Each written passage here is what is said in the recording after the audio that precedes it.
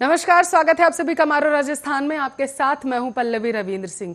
अफगानिस्तान में मौजूदा हालात के बीच काबुल से 130 भारतीयों को लेकर भारत का विमान जो है वो गुजरात पहुंच चुका था। ग्लोब मास्टर विमान गुजरात के जामनगर में पहुंच चुका है। और आपको ये भी बताते चले कि अफगानिस्तान में तालिबान के कब्जे के बाद लगातार वहां से भारतीयों को सुरक्षित निकाला जा रहा है। तो वहीं इस दौरान भारत वापस लौटे लोगों का घर वापसी की खुशी ही अलग है। आपको बताते चले वंदे मातरम के नारे लगाते हुए वे वतन लौट चुके हैं। जानकारी के लिए बताते चलें कि भारत से एयरफोर्स ने 2 C-17 ग्लोब मास्टर विमान काबुल भेजे थे। इनमें से एक ने रविवार रात उड़ान भरी और काबुल से कुछ यात्रियों को लेकर सोमवार को तड़के सुबह आपको बताते चलें भारत पहुंच चुका है। दूसरा विमान ने मंगलवार सुबह काबुल से करीब 130 लोगों को लेकर उड़ान भरी है और यह विमान गुजरात के जामनगर पहुंच गया है।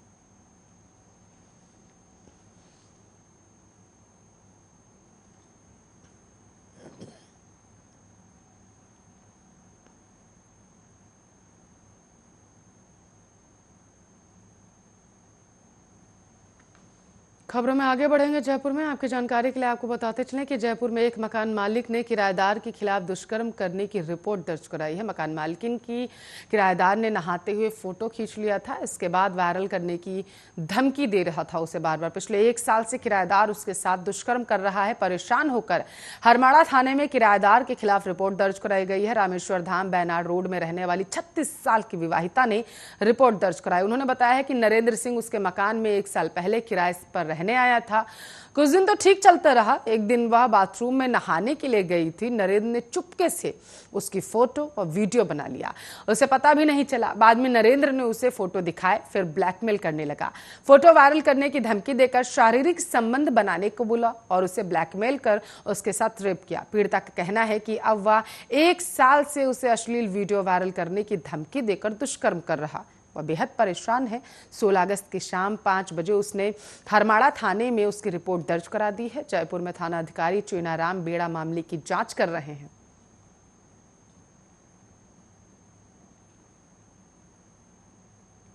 खबरों में आगे बढ़ेंगे। पाली के देसूरी थाने में एक सनसनीखेज मामला सामने आ चुका है। 2 साल पहले घर से लापता हुई विवाहिता ने अब अपहरण व सामूहिक रेप का मामला दर्ज करा दिया।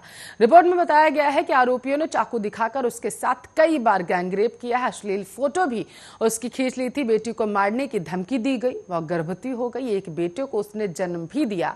रोज रोज की मारपीट से परेशान होकर पड़ोसियों को अपनी पीड़ा बताई, जिसके बाद देसूरी थाना क्षेत्र निवासी उसके पति तक कुछ लोगों ने जानकारी पहुंचाई। वे अपने रिश्तेदारों के साथ बुचकला पहुंचे और उसे आरोपियों के चंगुल से छुड़ाया। पुलिस ने पीड़िता की रिपोर्ट पर मामला दर्ज कर लिया है। मामले की जांच सीओ बाली हिमांशु जांगिड़ कर रहे हैं।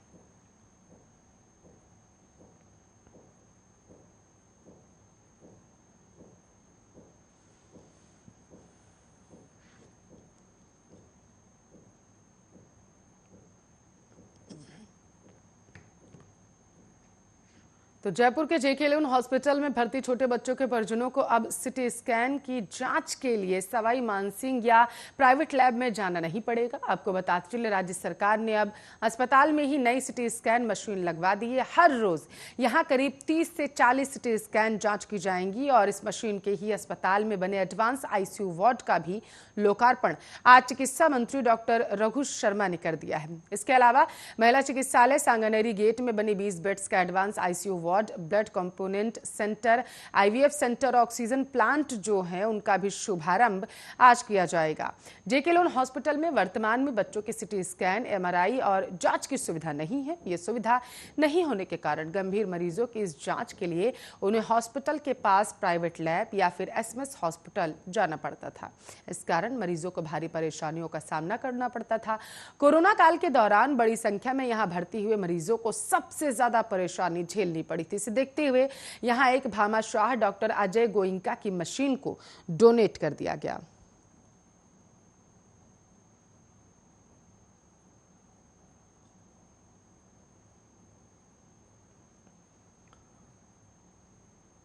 तो राजस्थान में पहली बार विधानसभा के बजट सत्र के खत्म किए बिना 5.5 महीने बाद फिर से विधानसभा की कार्रवाई शुरू होगी। सरकार ने विधानसभा के बजट सत्र का 17वां सान करवाने के लिए राज्यपाल के पास फाइल ही नहीं भेजी थी। राजस्थान के संसदीय इतिहास में पहली बार होगा जब विधानसभा के बजट सत्र का 5 महीने से ज्यादा समय से 17वां सान नहीं हुआ है। उसकी निरंतरता में ही विधानसभा की बैठक का समय तय कर दिया गया था।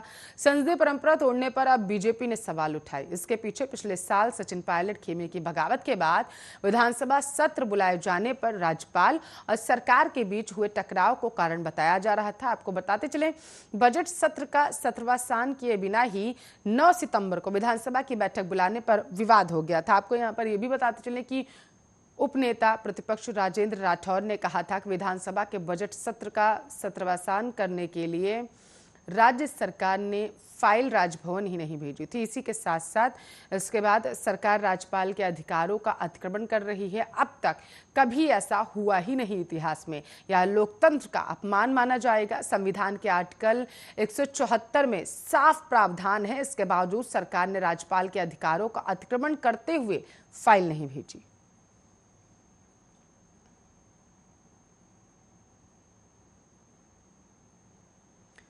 कोरोना वैक्सीन सेंटरों पर पुख्ता इंतजामात नहीं होने से लोगों को खासा परेशानियों का सामना करना पड़ रहा है। लोग घंटों लाइन में लगते हैं, लेकिन चिकित्सा विभाग की लापरवाही के कारण निराश होकर वापस अपने घर उन्हें आना पड़ता है। उपखंड के हड़ौता गांव के राजकीय उच्च माध्यमिक स्कूल में मंगलवार सुबह कोविड वैक्सीन के लिए टोकन वितरण होना था। 18 से 44 साल के लोगों को वैक्सीन लगाने के लिए टोकन बांटने का टाइम सुबह 8 बजे रखा गया। इसके बावजूद लोग सुबह 4 बजे ही सेंटर पर पहुंच गए और लाइन लगाकर खड़े हो गए।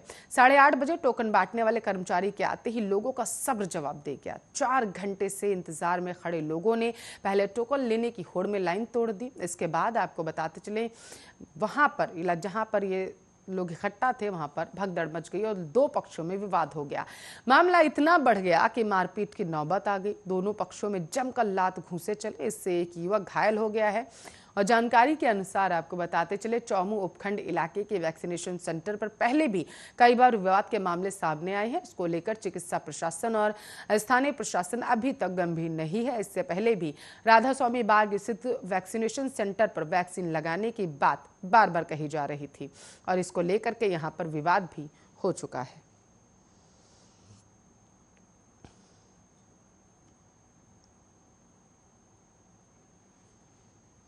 महंगाई के मार झेल रहे आमजन के लिए बुरी खबर सामने आ रही है। पेट्रोलियम कंपनियों ने आज घरेलू रसोई गैस की कीमतों में 25 रुपए प्रति सिलेंडर का इजाफा कर दिया है। कंपनियों के इस फैसले के बाद आज से रसोई गैस 838 रुपए 50 पैसे में मिलेगा। और आपको बताते चलें, साल 2021 के शुरुआत से लेकर अब तक रसोई गैस की कीमतों में यह 6ठी बार बढ़ोतरी की गई है। इससे पहले 1 जुलाई को भी कंपनियों ने रसोई गैस की कीमतों में 25 रुपए 50 पैसे प्रति सिलेंडर बढ़ा दिया था। कोरोना के इस दौर में जहां एक तरफ लोगों के रोजगार ठप पड़े हैं, नौकरियों पर संकट है, ऐसी स्थितियों में पेट्रोल, डीजल, रसोई गैस, बिजली के बिल, खाद्य पदार्थ इत्यादि वस्तुओं की कीमतें लगातार बढ़ती जा रही हैं, जिससे आपको बताते चले मध्यम तबके के लोगों के लिए परेशानियां अब खड़ी होने लगी हैं। केंद्र सरकार ने अप्रैल 2020 में लॉकडाउन लगने के बाद रसोई गैस पर दी जाने वाली सब्सिडी को भी घोषित तौर पर बंद कर दिया था। अप्रैल 2020 तक लोगों को रसोई गैस पर 147 रुपए की सब्सिडी मिलती थी, लेकिन मई 2020 के बाद से अब तक 1 रुपए भी सब्सिडी लोगों को नहीं दी गई है। आपको बताते चले, 2020 से लेकर आज तक 15.5 महीने के अंदर 306 रुपए प्रति सिलेंडर तक बढ़ चुके हैं।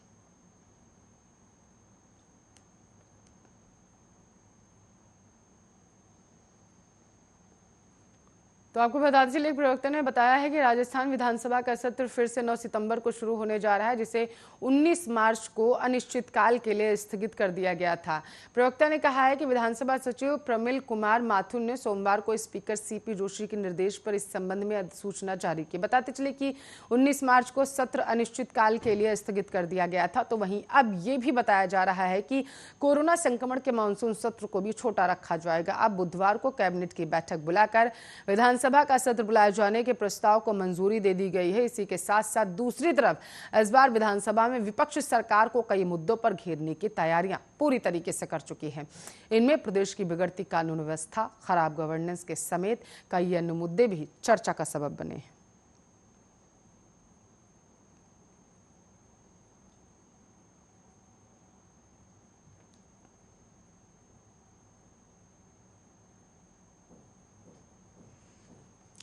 श्रीगंगानगर में शादी के 15 दिन बाद दुल्हन उसे शादी में दिए गए पैसे और गहने लेकर फरार हो गई। दुल्हन घर से 1.5 लाख रुपए कैश और 4 तोला सोना लेकर भागी है। महिला के पति ने अब पुलिस में मामला दर्ज करवाया है। पीड़ित का आरोप है कि महिला ने मुझसे शादी करने के बाद जून जुलाई में 2 शादी और भी की हैं और तीसरी शादी करने की तैयारियों में वो लगी हुई है। महिला के पति का नाम, पत्नी का नाम राजविंदर कौर है। कृष्णलाल ने बताया है कि राजविंदर कौर से उसकी शादी 23 अप्रैल को हुई थी। 100 रुपए के स्टाम्प पर सहमति पत्र तैयार कर लिया गया। दूल्हे और उसके परिवार का विश्वास और भी पक्का हो गया। रस्म के तौर पर दुल्हन को तकरीबन, आपको बताते चले, 4 तोला सोने के साथ, गहनों के साथ 1.5 लाख रुपए कैश और एक 8,000 रुपए का स्मार्टफोन दिया गया। 15 दिन बाद राजविंदर कौर बिना बताए कहीं चली गई। जब घर वालों ने अलमारी को चेक किया तो गहने और कैश अलमारी से गायब थे।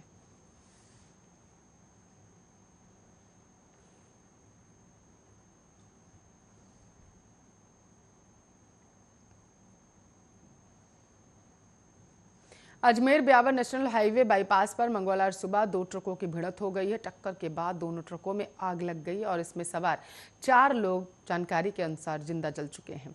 चारों ही ट्रकों के ड्राइवर और क्लीनर बताए जा रहे हैं। घटना के बाद मौके पर लोगों की भीड़ जमा हो गई। सूचना मिलने पर पुलिस और दमकल की गाड़ियां मौके पर पहुंची। दमकल ने आग पर काबू पाया। चारों के शव अजमेर के जवाहरलाल नेहरू चिकित्सालय की मोर्चरी में रखवाए गए। हादसे में 2 की शिनाख्त हो गई है। मृतक जयपुर शाहपुरा निवासी सुरेश व संजय हैं। दोनों मामा भांजे हैं। तीसरे की पहचान जगदीश के रूप में हुई है, जो अलवर थानागाजी का रहने वाला बताया जा रहा है। ट्रक के नंबरों के आधार पर पुलिस एक की पहचान में जुटी हुई है। पुलिस ने मौके पर पहुंचकर यातायात सुचारू रूप से चलवाया है। वन वे कर दिया गया है। पुलिस ट्रक नंबर के आधार पर मृतकों की पहचान करने में अब जुटी हुई है।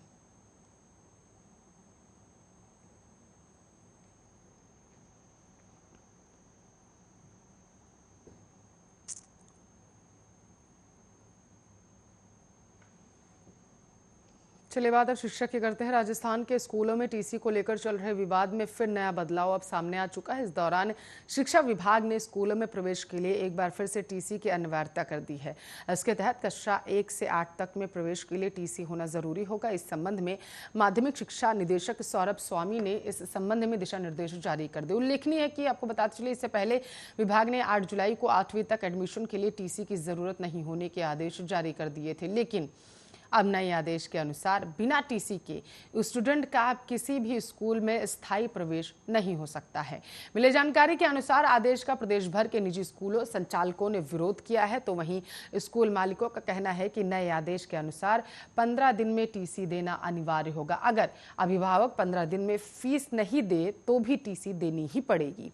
वहीं टीसी देते समय एक सत्र का भी आपको बताते हुए शुल्क दिए जाने की शर्त जो है वो ठीक नहीं है। कहा गया अभी पिछले सत्रों की फीस बकाया चल रही है और अगर एक ही सत्र की फीस लेने की बात करते हैं तो पीछे की सारी बकाया फीस नहीं ले पाएंगे।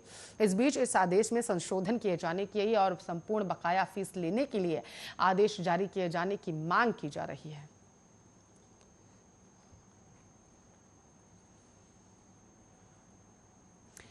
बंगाल की खाड़ी के पास नया दबाव क्षेत्र बनने से मानसून बारिश का थमा हुआ चक्र दोबारा शुरू हो गया।